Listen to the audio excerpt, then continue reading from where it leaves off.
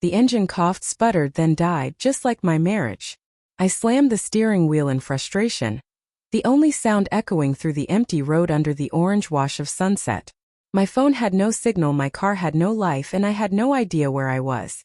I stepped out into the dusty air, the heat pressing down like judgment. Fields stretched endlessly around me, whispering in the wind. Then I saw him, a tall black old man in worn overalls, standing beside a wooden fence, watching me with calm, curious eyes. "You look lost, ma'am," he said, his voice deep and gentle like a slow song. "My car just died," I said, forcing a smile. "And my husband's not picking up." He nodded, wiping his hands on a rag.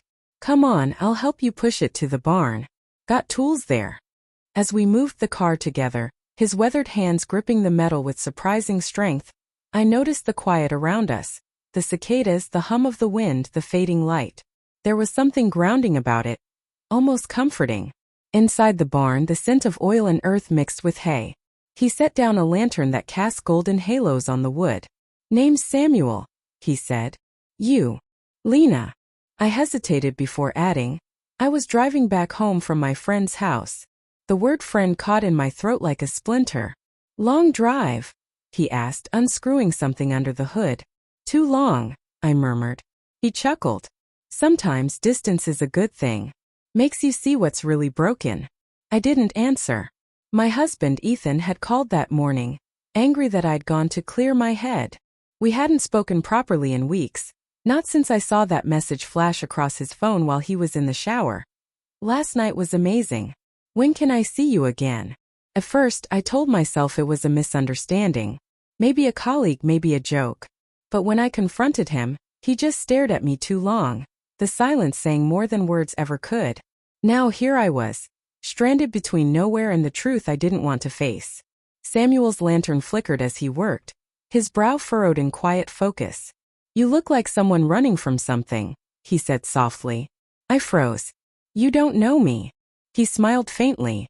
"I don't have to. People's eyes tell their stories long before their mouths do." His words cracked something inside me. "He cheated," I whispered, barely recognizing my own voice. "And I don't even know how to feel. I hate him. But I still love him." Tears burned my eyes. "Yes. And I hate that I do." Samuel leaned against the car, wiping his hands.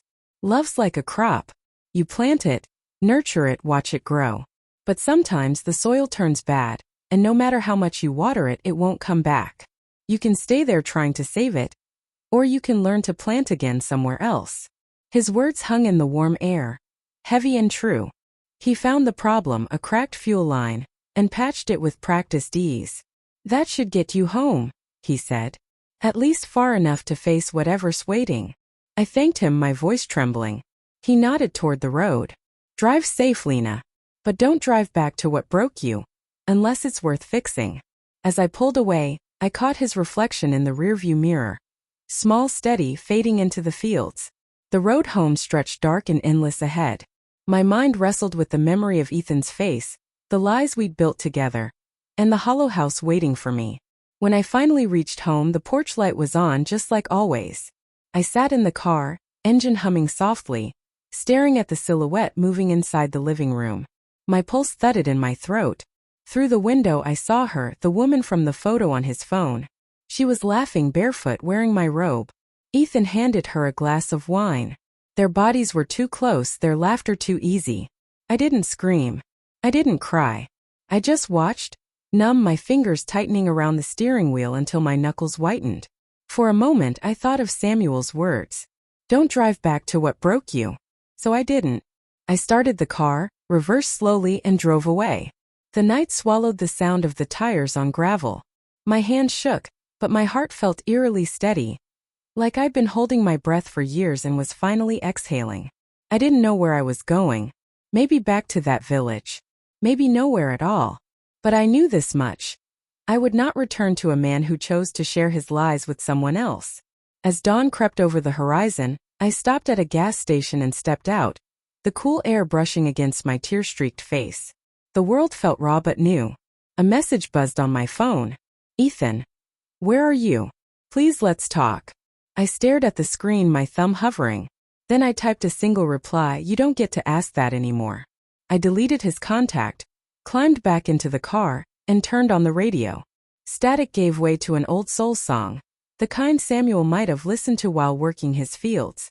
For the first time in years I smiled. Because sometimes you have to break down in the middle of nowhere to finally find yourself again.